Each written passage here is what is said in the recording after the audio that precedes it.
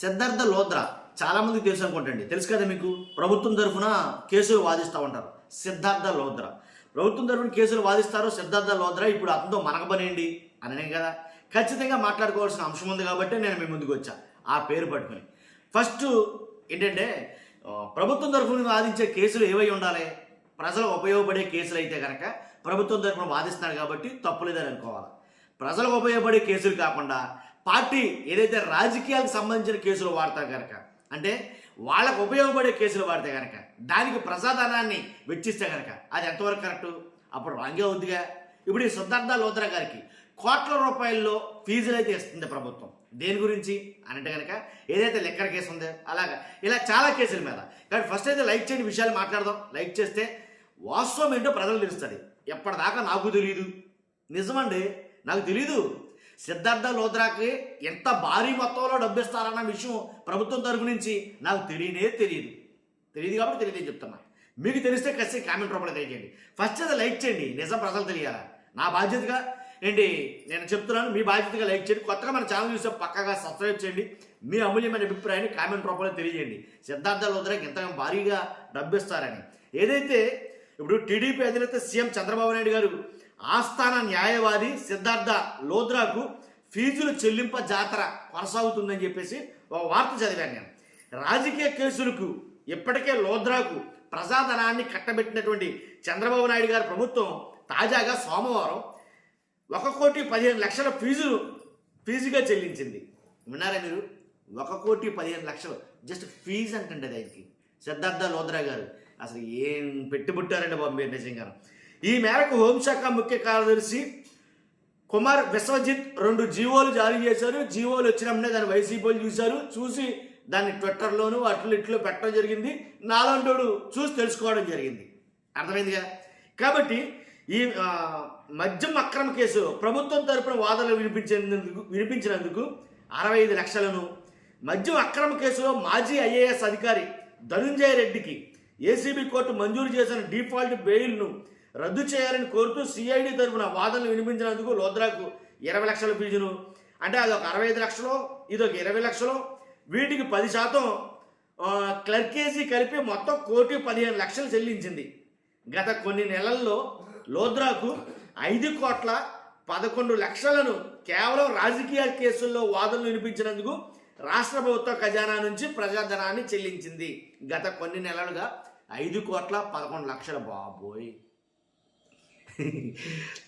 అంటే ప్రభుత్వం తరఫున కేసులు వాదించినందుకు ఇంత డబ్బు ఇస్తారా? నాకు నిజంగా తెలియదండి. తర్వాత ఇంకో విషయం ఏంటంటే, పోనీ దీనివల్ల ప్రజలకు వనగూరే ప్రయోజనం ఏమైనా ఉందా అంటే కానీ ఏమిలే, ఇంతగా వాళ్ళకి రాజకీయ ప్రయోజనం తప్ప. ఇప్పుడు అది కల్తీ మద్యం కేసు ఏముందండి నాకు తెలియగలుగుతున్నాం. కల్తీ మద్యం కేసు ఎవరో టీడీపీ సంబంధించినటువంటి నాయకుల దగ్గర దొరికిందని దాన్ని మసిపూసి మారేడుగా చేసి అడితిప్పి ఇడితిప్పి మొత్తానికి ఎలాగైతేనండి దాంట్లో జోగి రమేష్ అని, ఆ రమేష్ అని, ఈ రమేష్ అని అందరినీ లోపల ఏం చేస్తున్నారు. కాబట్టి ఇది వైఎస్ఆర్సీపీ అని చెప్తున్న మాట, నేను కూడా అనట్లేదు ఆ మాట. కాబట్టి మీకు తెలుసు కదా వాస్తవం ఏంటనేది. కాబట్టి ఈ కేసుకు కూడా లోద్రాను వాడటం అర్థమైంది మీకు. ఆయన వాడటం అంటే మీ స్వలాభం కోసం ప్రభుత్వ ఖజానా నుంచి ఇన్ని కోట్ల రూపాయలు ఒక న్యాయవాదికి చెల్లిస్తూ ఏంటి లాభం, మాకేంటి, ప్రజలకేంటి లాభం అనేది నాకు అర్థం కాదు. కానీ ప్రజాధనం కదండి. ఇలాంటి పనికిమాలిన కేసులకు వాడి అనవసరంగా లేనిపోయింది ఆ ప్రజాధనాన్ని దుర్వినియోగం చేయడం ఎంతవరకు సమంజసం? పైగా ఎంత అన్నాడు ఇది, ఎంతెంత డబ్బు ఇచ్చేస్తారా? 5,11,00,000 సుమారు ఇచ్చారట గత కొన్ని నెలల్లో. ఏంటి ఇవి కాకుండా గత నెల 17 ఇంకో 2 జీవోల ద్వారా చెల్లించిన ఫీజులు 2,03,00,000తో కలిపితే లోద్రాకు చెల్లించిన ఓరి బాబా ఇంకా ఉందండి ఇది. ఏంటి ఫీజులు చెల్లించిన మొత్తం 7,14,00,000 చేరిందంటే అరే బాబు ఇంకా అవలా ఇంకో ఉంది. ఏంటంటే సోమవారం జారీ చేసిన 2 జీవోల ద్వారా చెల్లించిన ఫీజులు 1,15,00,000 కలిపితే ఇప్పటి వరకు లోద్రాకు చెల్లించిన ఫీజులు మొత్తం 8,29,00,000 కంటండి. 8,29,00,000 చెల్లించారంట. దేని గురించి? వైఎస్ఆర్సీపీ లోపలేయడం కోసం 8,29,00,000 చెల్లించారా? అయ్య బాబోయ్, నిజంగా ఇంత డబ్బు ఏంటండి బాబు. నిజంగా ఆ న్యాయవాది ఫోటో పెడతాను ఖచ్చితంగా చూడండి. ఇంత భారీ మొత్తంలో సంపాదిస్తాడనమాట. జస్ట్ ప్రభుత్వ ఖజానా నుంచే ఎంత వెళ్తే ప్రైవేట్ కేసులు ఒప్పుకుంటే వీళ్ళు ఎంత సంపాదించారు ఏంటి అసలు దాన్ని ఇమాజిన్ చేయడం కూడా నా స్థాయి సరిపోదేమో బుర్ర నిజంగాను. కాదు ఒకటి చెప్తానండి ఇక్కడ మధ్యతరగతుడు ఎప్పుడు అలా ఉంటాడు. కాబట్టి ఇంకోటి ఏంటంటే నేను చెప్పేది ప్రజాధనం కదండి, ఇది 8,29,00,000 ప్రజాధనాన్ని ఎంతో దారుణంగా ఒక వైఎస్ఆర్సీపీ వాళ్ళ మీద కక్ష కట్టి పగబట్టి లేదా ఏదో చేయాలని మీరు చేస్తున్నటువంటి ఏదైతే ఉందో దానికి ఇలాంటి న్యాయవాదులు వాడి ఇన్నేసి కోట్ల రూపాయలని ప్రజల డబ్బుని దారాదత్తం చేస్తున్నారే, ఇది ఎంతవరకు న్యాయం అండి?